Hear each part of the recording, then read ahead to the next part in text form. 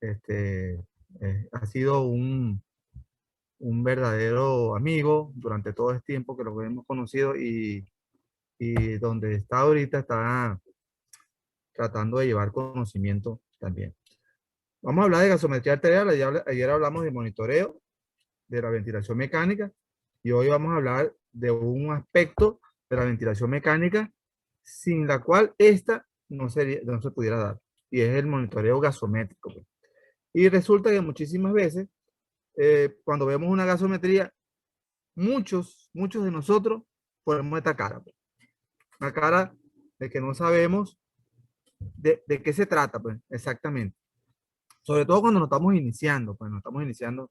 Yo recuerdo mucho que yo entré al posgrado de anestesiología y para mí era todavía un conflicto entender bien los aspectos gasométricos de los pacientes, ese equilibrio gasométrico. Esperemos que hoy salgamos con otra cara, pues, de esta, de esta, de esta charla. Y resulta pues que cuando nosotros pedimos una gasometría a un paciente, la gasometría específicamente resalta dos aspectos de este equilibrio gasométrico.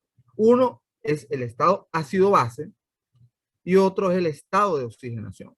Son dos cosas separadas que te reporta la gasometría. ¿Qué hacemos nosotros frecuentemente? Frecuentemente, todos nosotros. Todos nosotros nos vamos directamente al estado ácido-base. Todos empezamos a ver el pH, el bicarbonato, el exceso de base, cuánto de CO2 tiene. Eso es lo que nosotros vemos frecuentemente cuando vemos una gasometría de primera línea. Y de segunda línea dejamos a la oxigenación. Pero resulta que muy posiblemente el paciente esté necesitando con urgencia oxígeno y nosotros estamos dejando el análisis del estado de oxigenación para luego, para después. Entonces, lo que recomendamos nosotros encarecidamente es que veamos primero la parte de oxigenación. Veamos primero eso. Veamos cómo está oxigenando el paciente, cómo tiene la presión arterial de oxígeno, cómo tiene la saturación. Y después hagamos el análisis gasométrico del estado ácido-base. Concordando con esto, bueno, vamos a ver primero el oxígeno de estos pacientes. Para eso nosotros hemos diseñado pues 3 casitos clínicos muy sencillos que de diferentes patologías, pacientes que tienen la gasometría hecha y vamos a ver la presión arterial de oxígeno. El primero de estos casos es un paciente que está en la unidad de cuidado postoperatorio, el cual tiene un patrón respiratorio irregular. El paciente respira, pero está como asincrónico. Él está estubado, pero está allí probablemente asociado con una relajación residual posanestésica. Está recibiendo oxígeno y con una FiO2 de 0,4. Y alguien, a lo mejor la jefa de enfermera o el jefe residente que estaba por allí, le hizo una gasometría porque no le gustó bien cómo estaba respirando y reportó una presión arterial de oxígeno de 50 milímetros de mercurio. El segundo de nuestros pacientes es un paciente que llegó a la sala de trauma shock con politraumatismos varios por un accidente de tránsito, el cual presenta franca falla respiratoria. De hecho, están sospechando un neumotórax. Está recibiendo una alta FiO2 0,9. Alguien le hace una gasometría en la emergencia y reporta un 44 de presión arterial de oxígeno. El tercero de nuestros pacientes es un paciente que llega caminando al triaje respiratorio COVID, consulta porque se siente muy mal, tiene fiebre de varios días, tiene anomia, anoximia y disgeusia, con disnea a esfuerzo moderado. Nada más caminar ya le da cierto grado de disnea. Está respirando oxígeno ambiente, le hacen una gasometría y reporta 59 de presión arterial de oxígeno. Muy posiblemente esté en esa condición que alguna gente llama hipoxemia feliz. Bueno, ¿qué características común tienen estos 3 pacientes? Bueno, los 3 tienen condiciones diferentes, pero los 3 están hipoxémicos. Los 3 tienen la presión arterial de oxígeno por debajo de 80 milímetros de mercurio, que es el límite superior. La presión arterial de oxígeno normal es de 80 a 100. De 80 a 100. Ellos tienen una presión arterial de oxígeno que está por debajo de 80, están hipoxémicos los 3. Ahora, Bastaría solamente saber la presión arterial de oxígeno y usted catalogarlo como hipoxémico para tratar adecuadamente a estos pacientes. Veamos la clasificación de la hipoxemia, que es una clasificación muy vieja, ¿verdad? Que ha permitido a todos saber que por debajo de 80 tenemos una hipoxemia leve, por debajo de 60 una hipoxemia moderada y por debajo de 40 una hipoxemia severa. Es decir, los tres pacientes que le he presentado esta noche presentan una hipoxemia moderada, pero clínicamente ellos no están en igual condición. Comparten esta hipoxemia moderada, pero clínicamente no están en la misma condición. Es de resaltar en esta lámina, por cierto, cortesía del doctor José Santaella, que hace mención también a la saturación de oxígeno, la relación que hay entre la presión arterial de oxígeno y la saturación de oxígeno. Es interesante porque la curva de disociación de la oxihemoglobina, uno de los grandes descubrimientos que se ha hecho en fisiología respiratoria, esa curva, la curva de Severin-Haus, retrata exactamente la relación que hay entre la presión y la saturación, ¿no? Ahora, digo yo, ¿esto será suficiente? Aquí está la curva. Por debajo de 95, ya el paciente está desaturación. Por debajo de 88, la desaturación es grave. Ahora, recuerden ustedes que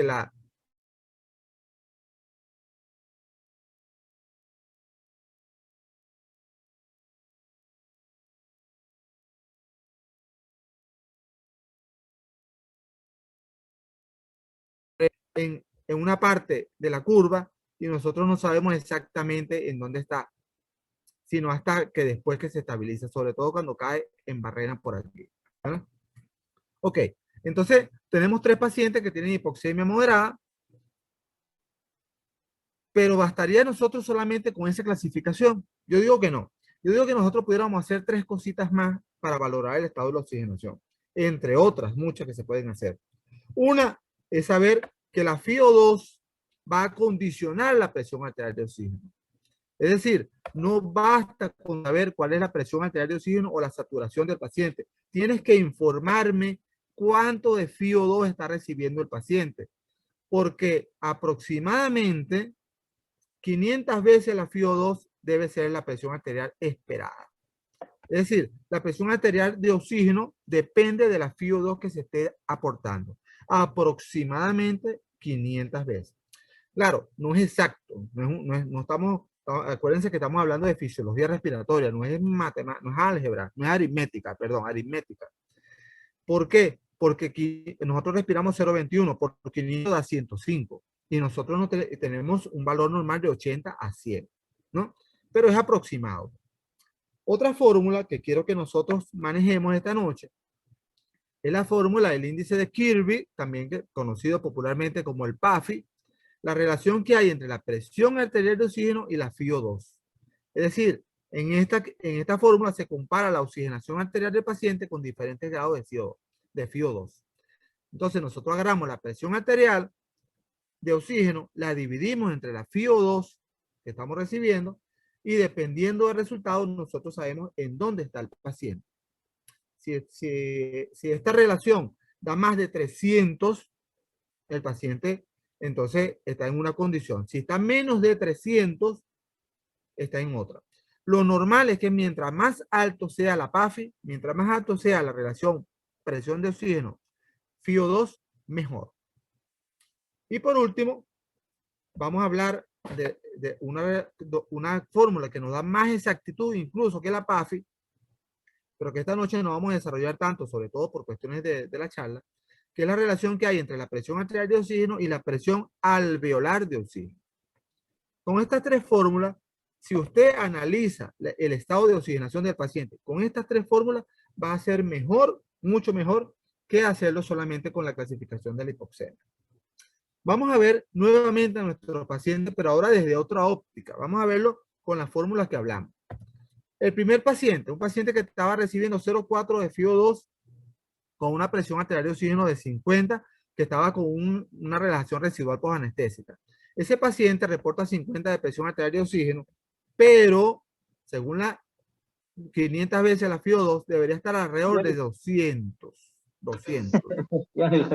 Ah, imagínate tú, 50 por aquí, ¿no? Es decir, no esperemos 200, pero 150, 100, algo parecido. Y cuando vamos al PAFI, dividimos 50 entre 0,4, me da 125. Está muy por debajo de 300. Es decir, este paciente no está en buenas condiciones. Segundo paciente, paciente que está pidiendo a gritos que le coloquen un tubo de tórax.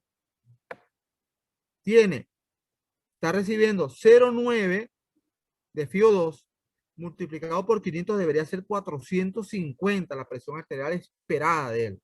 Tiene 44. Muy por debajo de 300. Muy por debajo de 300. Una franca falla respiratoria. Y cuando, de 500. Y cuando hacemos el PAFI, la presión arterial de oxígeno entre FIO2, aquí sí da 48, muy por debajo de 300, que es lo que debería tener, más de 300. Es decir, que está en una falla respiratoria muy grave. El tercer paciente, que es el paciente que llegó posiblemente con COVID, que llegó caminando por sus propios pies, él debería tener más o menos como 105 de presión arterial de oxígeno, 59, y cuando vamos al PAFI está 280 por debajo de 300. ¿Por qué 300? 300 es porque la definición de Berlín, la definición actual del síndrome de estrés respiratorio agudo, nos dice que el paciente que tiene menos de 300 de PAFI, recibiendo al menos 5 de CPAP, ¿no? Ya se considera que está comprometida la oxigenación en forma leve, si es menos de 100, si es menos de 200, moderado, y si es menos de 100, grave. Es decir, nosotros tenemos que hacer obligatoriamente PAFI a nuestros pacientes para saber si este paciente concuerda con la definición de Berlín y si está en una condición leve, moderada o grave en cuanto a la definición de síndrome de estrés respiratorio agudo. ¿Vale? Dicho esto, vamos a otra fórmula, la presión alveolar, que les digo, no vamos a desarrollar esta noche, más por cuestión de tiempo que otra cosa. Pero está muy en concordancia con lo que explicó la doctora Gloria el primer día y con lo que lo explicó el doctor Santaella con respecto a la presión inspirada de oxígeno, que no es más que la FIO2 por la presión barométrica menos la presión de vapor de agua. Y esta presión alveolar, esta presión inspirada de oxígeno, debe restársele 1.2 por la presión de CO2, que es más o menos una constante que hay. Y entonces la fórmula quedaría así: FIO2 por la diferencia que hay entre la presión barométrica y la presión de vapor de agua, menos 1.2 por la presión de CO2. Esta fórmula es, si ustedes hacen una relación que hay entre la presión arterial de oxígeno y la presión alveolar de oxígeno, va a ser aún más exacta, más fidedigna que la PAFI. Pero para efectos de esta charla, vamos a quedarnos con el PAFI. A mí me gustaría que aquellas personas, aquellos residentes que no lo conocían o que no lo usaban frecuentemente, a partir de ahora, por lo menos utilicen el PAFI. Si usan esta relación presión alveolar, presión arterial entre presión alveolar, muchísimo mejor, muchísimo mejor. Entonces, la relación que hay, y me disculpan el gorila que puse aquí como paciente, está la FIO2 determina la presión alveolar, porque dependiendo de cuántos oxígenos recibamos, vamos a generar una presión alveolar de oxígeno, la cual, gracias a la ley de Fick, pasa a los capilares y mejora la presión alveolar de oxígeno, la presión arterial de oxígeno, la saturación y, por último, el contenido de oxígeno a nivel de la sangre. Esto es con respecto a la presión alveolar, la presión de oxígeno a nivel del mar.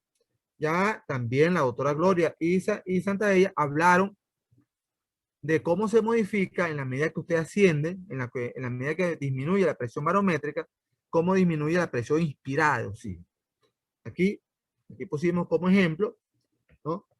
Quito, que está a 2.800, creo, de altura. Y entonces para eso hay fórmulas, son unas fórmulas que están descritas para tal fin, que corrigen el PAFI dependiendo en dónde esté. usted puede colocar la presión barométrica del sitio y corrige la PAFI, y también puede corregir la presión de CO2 si es un paciente que está recién llegado, no se ha adaptado, o si está adaptado, está crónico allí en esa altura, lo hace con esta fórmula.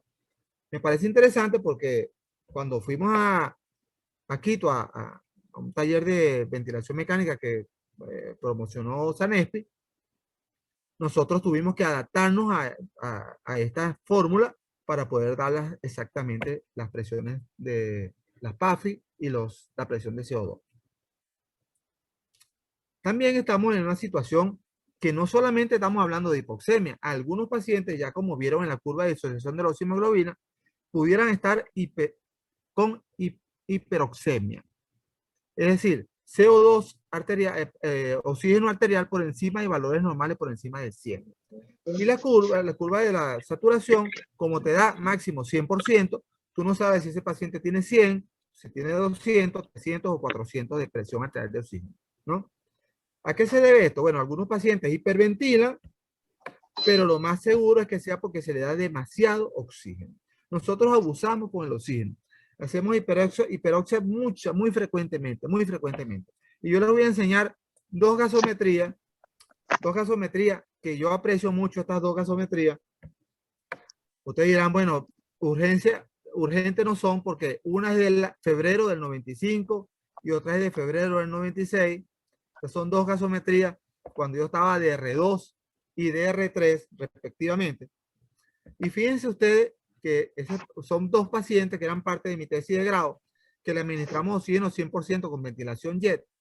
Y fíjense ustedes las presiones de oxígeno que manejaban: 282 de oxígeno y el otro paciente 361 de oxígeno. O sea, es una exageración.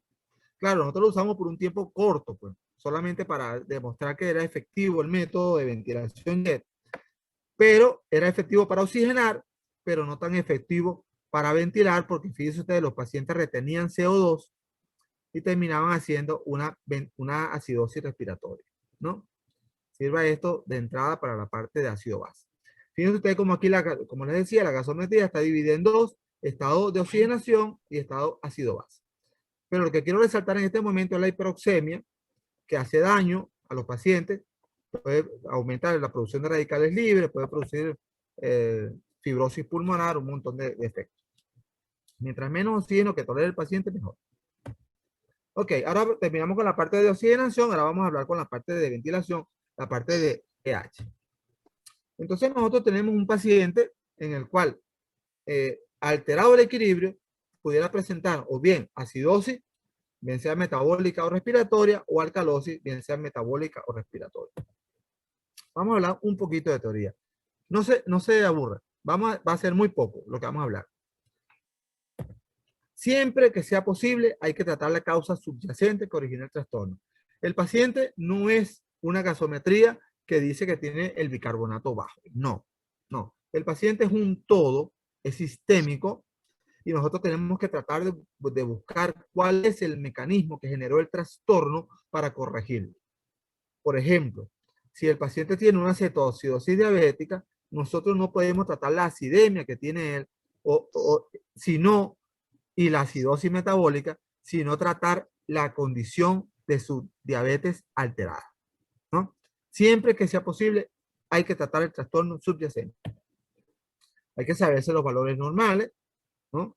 Valores de pH 735, 745, 735, 45 de CO2, 22, 26 de bicarbonato, exceso de base más o menos 2.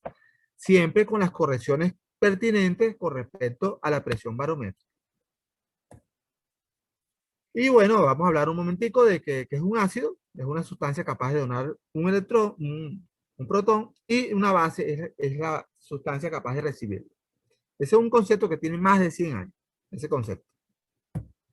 Y bueno, ¿por qué nosotros trabajamos con pH y no trabajamos con la concentración de hidrogeniones? ¿Por qué? Porque trabajar con la concentración de hidrogeniones haría muy tedioso. No es lo mismo trabajar con 0,0000004 que trabajar con 740, ¿no? Entonces, el logaritmo inverso de la concentración de hidrogeniones, que es el pH, y recuerden que pH se escribe P minúscula, H mayúscula, es mejor, es más fácil desde el punto de vista práctico, ¿no? Trabajar con la ecuación de Henderson-Hasselbalch que trabajar con la concentración de hidrogeniones. Y nosotros, el cuerpo humano, el organismo nuestro, produce un montón de ácidos diariamente. Diariamente estamos produciendo ácidos, bien sea fijos o volátiles, y el organismo, en su infinita sabiduría, mantiene un equilibrio entre las concentraciones de los ácidos y las bases para que no se alteren. Entre varios ácidos hay el carbónico, acético, beta hidroxibutírico, el ácido láctico, que vamos a hablar ahora, y entre las bases bicarbonato, fosfato, proteínato, etc. Estos equilibrios se establece entre bases y ácidos, de modo que el pH se mantenga en cierto rango que permita el funcionamiento normal del organismo. ¿Por qué? Porque los hidrogeniones en exceso alteran la carga, la forma tridimensional, la capacidad de enlace y función de las proteínas. Y entonces, al producirse eso, van a funcionar más enzimas, proteínas transportadoras, hormonas, receptores, proteínas mediadoras, etc. Y lo peor es que pequeñas fluctuaciones van a producir estas alteraciones. Entonces tenemos pacientes en coma que no se despiertan, tenemos pacientes hipotensos que no responden a vasopresores, lo cual es producto todo de la alteración de este equilibrio. Y la regulación, es decir, lo que establece este equilibrio, son diferentes. Pues son los buffers que están a nivel plasmático, desde el eritrocito hasta diferentes proteínas, diferentes sustancias a nivel de plasma, hasta las regulaciones más conocidas, que son la regulación renal y la regulación respiratoria. Una se contrapone a la otra. Para efectos de esta charla, aunque estamos simplificando muchísimo, un concepto que es muy posiblemente más complejo, el pulmón regula el componente respiratorio, es decir, mediante la manipulación del CO2, el pulmón regula el componente respiratorio, que es un ácido, y el riñón regula el componente metabólico, que es una base. Cuando ambos factores combinados se actúan en forma sinérgica, es decir, aumenta el CO2 y disminuye el bicarbonato, entonces estamos en un trastorno mixto. En ese caso que yo describí, una acidosis mixta. Entonces, resumiendo, estado ácido-base, si aumenta la presión de oxígeno, de CO2, como es un ácido, y estamos hablando del logaritmo inverso, entonces disminuye el pH. Si disminuye el CO2, aumenta el pH. Si aumenta el bicarbonato, aumenta el pH porque aumenta las bases. Y si disminuye el bicarbonato, disminuye el pH. O sea, esto es una simplificación. Yo iba a poner como título esto así o más fácil. Pero bueno, esto tiene que tenerlo claro porque alguna gente se confunde con respecto al pH. El pH es el logaritmo inverso de la concentración de hidrogeniones. Por lo tanto, mientras más ácido haya, menor va a ser el pH. Y mientras más base haya, más va a aumentar el pH. ¿Sí? Ahora, existen diferentes métodos diagnósticos. Muchísimos métodos diagnósticos de una gasometría. Es interesante que a veces nos pasa que nosotros revisamos la parte teórica y después no sabemos hacer diagnóstico gasométrico, ¿no? Pero bueno, existen diferentes métodos. Yo no los voy a pasar todos. Los voy a nombrar solamente algunos. Por ejemplo, usted analiza primero el CO2, si está normal o no. Si está más de 44, está en una acidosis respiratoria. Si tiene menos 36, tiene una alcalosis respiratoria. Ve el bicarbonato, si tiene más de 26 está en alcalosis, si tiene menos 22 acidosis, y el pH debería estar entre 740 más o menos 0,04, es decir, que más de 744 es alcalemia, menos de 736 acidemia. Esa es una forma de verlo. Otra forma de verlo es con este algoritmo, que no lo voy a describir, pero parte a nivel de la concentración de pH y concentración de hidrogeniones. Entonces tiene tres opciones, normal, ácido y básico, y allí agarra. O también, bueno, el famoso gráfico de Sija Andersen, ¿no? Que publicó, Este nomograma, el nomograma de Siga Andersen, fue producto de su tesis de grado de doctorado, tesis que fue traducida a 16 idiomas. Eso es una tesis de grado. Y bueno, usted ve que si usted eh, consigue el pH y el bicarbonato, puede ubicarla en diferentes eh, partes el diagnóstico del nomograma. Nosotros nunca lo hemos usado porque me parece complejo, pero como dice el doctor, el brasileño Paolo Moroto, para el entender ácido base se necesita es raciocinio, un poquito de raciocinio, nada más. Aquí está una interpretación, uy, estoy volando esto. Una interpretación donde empiezan por el pH, dice si existe acidosis o alcalosis como evento primario, la compensación del evento secundario, se observa el CO2, si el CO2 está alto, el paciente tiene acidosis respiratoria o está compensando una alcalosis metabólica. Si el CO2 es bajo, el paciente tiene alcalosis respiratoria o está compensando una acidosis metabólica. Después valorar el bicarbonato. Si está alto, es una alcalosis metabólica o el paciente está compensando una acidosis respiratoria. Y si está acidosis metabólica o está compensando una alcalosis respiratoria si está bajo. En efecto, nosotros más o menos usamos este método para hacer el diagnóstico gasométrico. Nosotros, se altera el equilibrio, bien sea el pH o el CO2 o el bicarbonato, te va a dar indicios por dónde está. Yo le pregunté al doctor Santaella cómo estaban ustedes en cuanto a diagnóstico gasométrico. Él me dijo que estaban muy bien, ustedes sabían muchísimo de diagnóstico gasométrico. Hay un capítulo del Harrison, este clásico libro de medicina interna, que habla todas las bases teóricas de la gasometría arterial. Y nosotros también tenemos un curso muy didáctico para hacer diagnóstico. Cualquier cosa que ustedes apliquen raciocinio, un poco de razonamiento, podrán hacer diagnóstico. Lo que no quise, fíjense ustedes que ha habido tantas cosas para hacer diagnóstico que incluso bajé esta tarde 3 aplicaciones que hacen diagnóstico gasométrico. 3 aplicaciones en mi teléfono inteligente, lo bajé para hacer las 3 muy buenas según lo que dice la opinión de los usuarios. Ahora, otra cosa es, después de hacer diagnóstico gasométrico, es saber utilizar en el análisis el anión GAP. ¿Tiene utilidad? Por supuesto que tiene utilidad. El anión GAP es interesantísimo porque nos va a hablar de la diferencia que hay entre cationes y aniones, y esa diferencia nos va a llevar entonces a esta tabla, a estos gráficos que son muy didácticos. En condiciones normales hay aniones que no son medibles y se ven en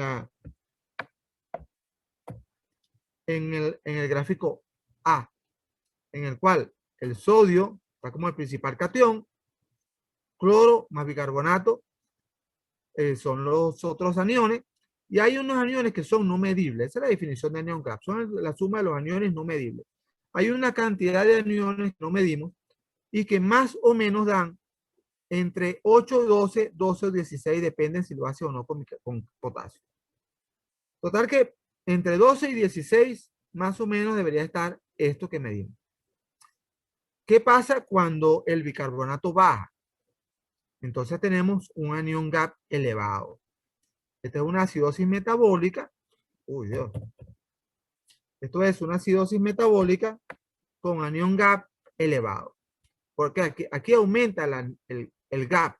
La diferencia entre los aniones aumenta producto de que disminuyó el bicarbonato. Y entonces tenemos una acidosis metabólica que es la única utilidad que tiene el anión GAP para catalogar las acidosis metabólicas con anión GAP elevado o alto.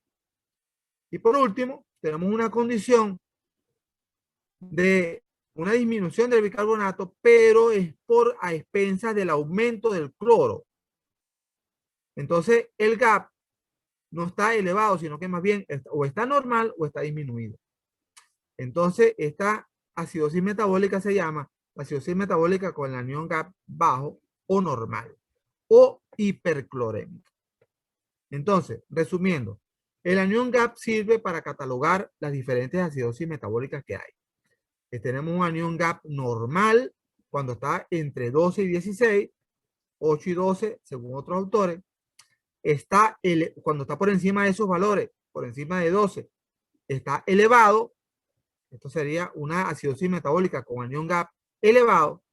Y por último está la acidosis hiperclorémica, en el cual el anión GAP o está normal o está disminuido. Es importante saber esto porque, fíjense ustedes, acidosis con anión GAP aumentado. Está la acidosis láctica, que es muy frecuente, muy frecuente. En el área de trauma, shock y en quirófanos, cirugías prolongadas, etc. La cetoacidosis diabética, muy frecuente en la emergencia. La cetoacidosis, la acidosis metabólica de insuficiencia renal, aguda o crónica, o por la ingesta de salicilatos o etilenglicol, etc. Entonces, es interesante que nosotros sepamos que existen acidosis con anión GAP aumentado, ¿no? Este tipo de acidosis que tienen anión GAP elevado no son tributarias del tratamiento con bicarbonato. Bueno, yo creo que ninguna acidosis metabólica, hay que tratar la causa subyacente, pero ninguna menos que esta deberían recibir bicarbonato. Y también es interesante la clasificación de la acidosis láctica, en el cual vemos que hay la acidosis tipo A, que es anaeróbica, y la tipo B, que es aeróbica. Para los anestesiólogos les puse aquí propofol como causa de acidosis láctica tipo B, Pero las otras causas que son anaeróbicas son por falla de oxígeno, bien sea por falta de una FiO2 adecuada o por falta de transporte o por isquemia. Las acidosis metabólicas con anión GAP normal, bueno, casi todas son por pérdidas digestivas, pérdidas renales, por una disfunción, la eliminación de hidrogeniones a nivel renal, intoxicación, sobre todo con acidosis hiperclorémica y alguna que otra cetoacidosis por ahí. Entonces, resumiendo, la ventilación mecánica tiene relación, el equilibrio ácido-base tiene relación con la ventilación mecánica, claro que sí. Si el problema es de oxigenación, tal cual como nos describió el doctor Santaella y el doctor Héctor, nosotros podemos trabajar la oxigenación con la FiO2 y con el PIP que le damos al paciente, ¿no? Aumentamos el FiO2 o la PIP dependiendo de lo que queramos. Si el problema es de ventilación, entonces nosotros en este paciente que está intubado, nosotros pudiéramos aumentar la frecuencia respiratoria o aumentar el volumen minuto, dependiendo qué se puede hacer con el paciente, siempre tratando de hacer una ventilación protectiva, de modo que nosotros podamos aumentar el volumen minuto de ese paciente. Haciendo esto, nosotros podemos manipular los niveles de CO2 que son ácidos, que es un ácido. Vamos a ver otros casos clínicos. Se lo decía ayer a uno de los residentes que participó. No hay nada que enseñe más que equivocarse. Se lo digo así. Yo me he equivocado muchísimo porque yo manejo el concepto de especialista de Niels Bohr, que dice que un especialista es aquel que se ha equivocado muchísimo en una pequeña área del conocimiento. Yo me he equivocado N veces.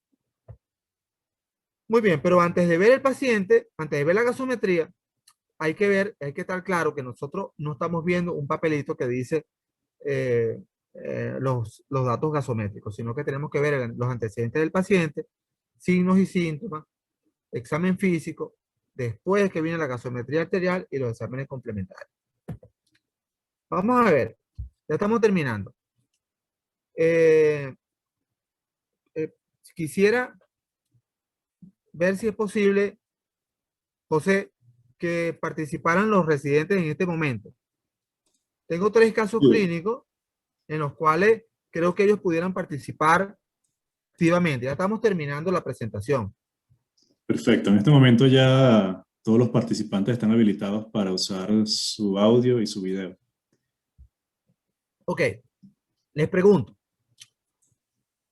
Hay 2 aspectos de la gasometría que analizamos. La oxigenación y la parte de ácido base. Tenemos una paciente de 22 años que sufrió traumas múltiples, fractura de costilla, fractura de pelo y fractura de fémur. Y aunque está estable hemodinámicamente, ha recibido 6 litros de solución 0,9. Está recibiendo oxígeno por máscara facial con una FiO2 de 0,4. A ella le hicieron unos exámenes complementarios Es una paciente sana, por lo demás, no tiene antecedentes patológicos. Electrolitos, sodio 135, potasio 3.8, cloro 115. Y tiene pH 7.28, bicarbonato 18, 39 de CO2, con una presión de oxígeno de 94, saturando 95%. Pregunto, lo primero que vamos a revisar es la parte de oxigenación. Que si nosotros le aplicamos la PAFI a ella, ¿cómo la catalogaríamos? Quiero que alguno de los residentes saque su calculadora, su teléfono celular, que también tiene una calculadora adentro, y haga estos cálculos. ¿Cuánto tiene de presión arterial de oxígeno y cuánto está recibiendo de FiO2? Y ver si la presión arterial de oxígeno que tiene es concordante con la FiO2 que recibe.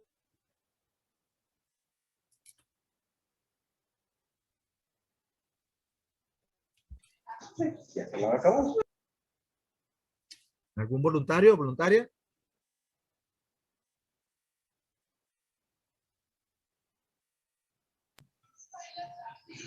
Buenas noches. Sí. Les hablo de Ricardo Calvo. Bueno, primero felicitándolos por la ponencia que está realizando. Respondiendo a la pregunta, pues este paciente se encuentra con una PAFI de 235. Se lo catalogaría como un síndrome de estrés respiratorio leve. Tendría una mortalidad de un 28%. Muy bien, muy bien, muy bien. Una PAFI de 235. Así es. Entonces, y con respecto a el estado ácido base, ¿cuál sería el diagnóstico de ella?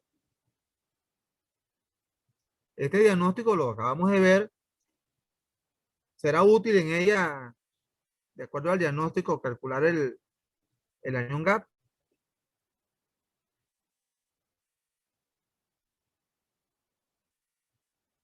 No, no vamos a calcular el anion gap porque a efectos de la charla se extiende mucho, pero por lo menos dime el diagnóstico gasométrico que tiene ella. Es una, es, es una acidosis, una alcalosis, una... Se trata de una acidosis, doc. Una ¿De qué? acidosis metabólica. Muy bien, una acidosis metabólica.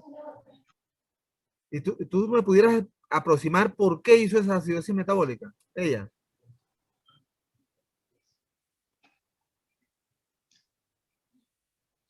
Puede ser por los litros de solución que se le administraron. Así es. ¿Cómo te llamas tú? Ricardo Calvo. Ricardo. Muy bien, Ricardo. Muy bien. Sí, ella tiene una acidosis que se llama acidosis hiperclorémica. A veces nosotros en emergencia abusamos de las soluciones 0,9. Ya tiene una acidosis metabólica no compensada, el anión gap está 5.8, 5.8, está bajo más bien, y tiene una acidosis hiperclorémica. Lo que tenemos que dejar es ponerle 0,9. Muy bien, vamos a ver el segundo caso. Muy bien, Ricardo, te felicito. Es una paciente de 80 años, femenina, posoperada de hemicolectomía. Es una cirugía que resultó muy prolongada. Está hipotérmica y presenta retraso en el despertar anestésico. El retraso en el despertar anestésico, para los que no están en anestesiología, es lo más parecido a un coma. A un coma, que si es retraso, es transitorio, pero hay pacientes que han empezado con un retraso y después siguen en coma. Y está recibiendo una FiO2 de 0.35. Tiene los electrolitos 141, 4.7 potasio, cloro 117, tiene un pH de 7.07, un bicarbonato en 8.4 y tiene 29 de presión arterial de CO2, una presión arterial de oxígeno de 90, saturando 60%, con albúmina 2.5. Desde el punto de vista de oxigenación, ¿quién me hace el cálculo?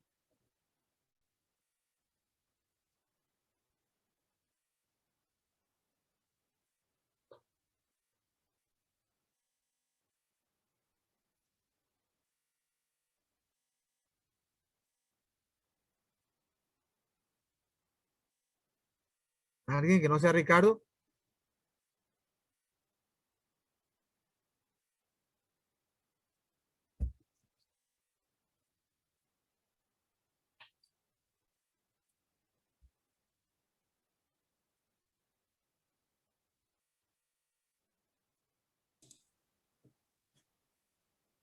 Y hay residentes aquí de diferentes hospitales, ¿no? Tal vez en este momento no se atrevan a participar, pero yo los invito.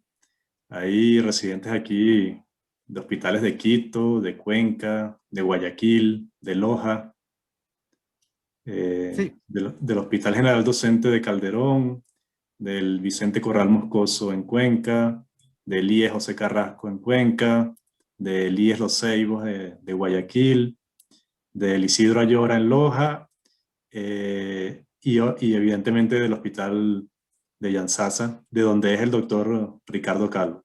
Así que no quiero imagínate. convertir esto en una competencia, pero por ahora va ganando el HBY.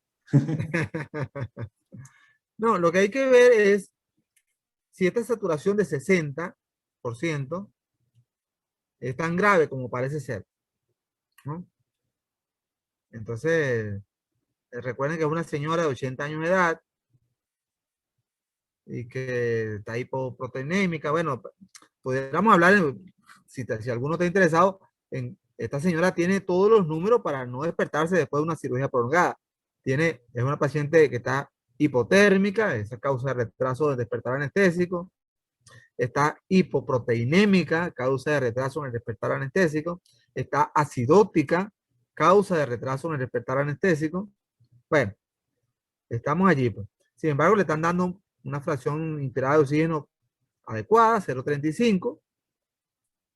Y bueno, en vista de que vamos a hablar en particular de esta señora, yo le calculé el PAFI y tenía 257, está ligeramente por debajo de 300.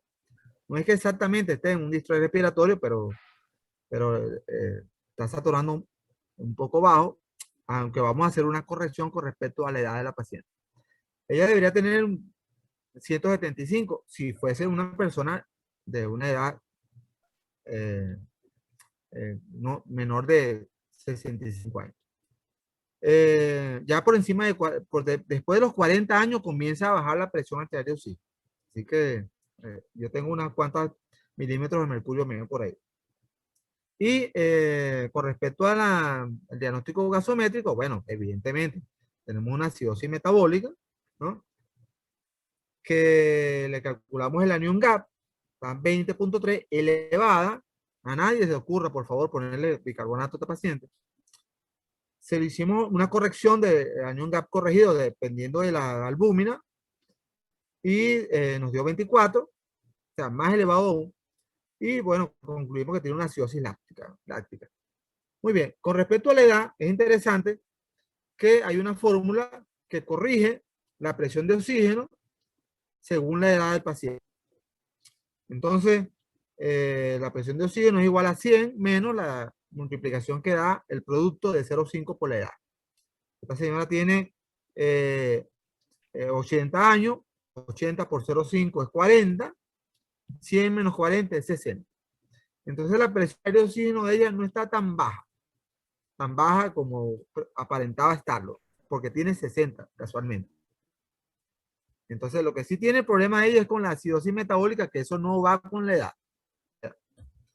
Muy bien, si quiere copien esta fórmula, es una fórmula muy sencilla. La edad por el producto por 0,5 y el restado a 100. Y le da la presión arterial esperada, sobre todo en ancianos. Tenemos un tercer caso, es un paciente masculino de 20 años que tiene diabetes tipo 1, ha ingresado muchas veces porque él no es correcto en su tratamiento con insulina, con diagnóstico de cetoacidosis diabética. Está en este momento presentando respiración de Kussmaul, está deshidratado, tiene poca respuesta a los estímulos, está casi que en coma, está en coma. Y está recibiendo una FIO2 de 0,6, tiene cetona positiva en sangre y orina. Sodio 140, potasio en 4, cloro 109, tiene un pH en 6,95. Es el más bajo que vimos esta noche. Bicarbonato en 3, CO2 en 14, presión de oxígeno en 95 y la saturación de oxígeno en 90. Este paciente, la acidosis de este paciente tiene nombre y apellido, ¿no? Nombre y apellido. Tiene una condición desencadenada por la ausencia de tratamiento adecuado con insulina. Ahora, con respecto a la oxigenación, ¿cómo está este paciente? A ver si se animan. Que este paciente estoy seguro que le ha llegado a usted en alguna oportunidad en la emergencia. Paciente con cetoacidosis diabética.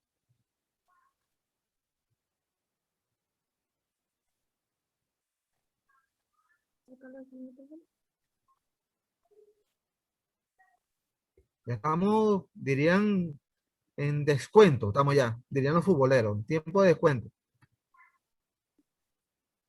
¿Alguien se anima? PAFI, presión arterial de oxígeno entre FIO2.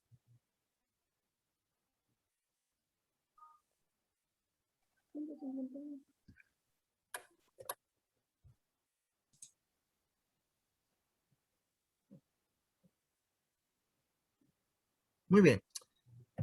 La PAFI da 158. Él debería tener una presión arterial de oxígeno alrededor de 300. Tiene 95. La PAFI da 158. Está muy baja. Muy baja. Muy baja. Y el diagnóstico gasométrico es una cetoacidosis diabética. Se le hace el anion gap y da 32, una muy alta. Como todos ustedes saben, la cetoacidosis diabética no se trata con bicarbonato, se trata con hidratación adecuada y con insulina. Y esta cetoacidosis, entonces, es producto de la descompensación por el mal tratamiento.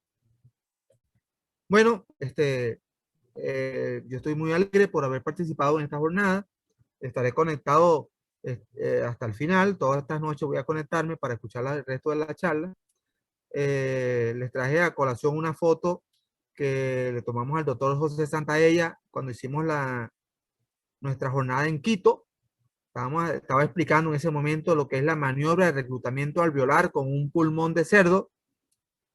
Y bueno, quiero agradecerle a José en particular por conservar la amistad a pesar de la distancia y por conservarse como un docente nato que es.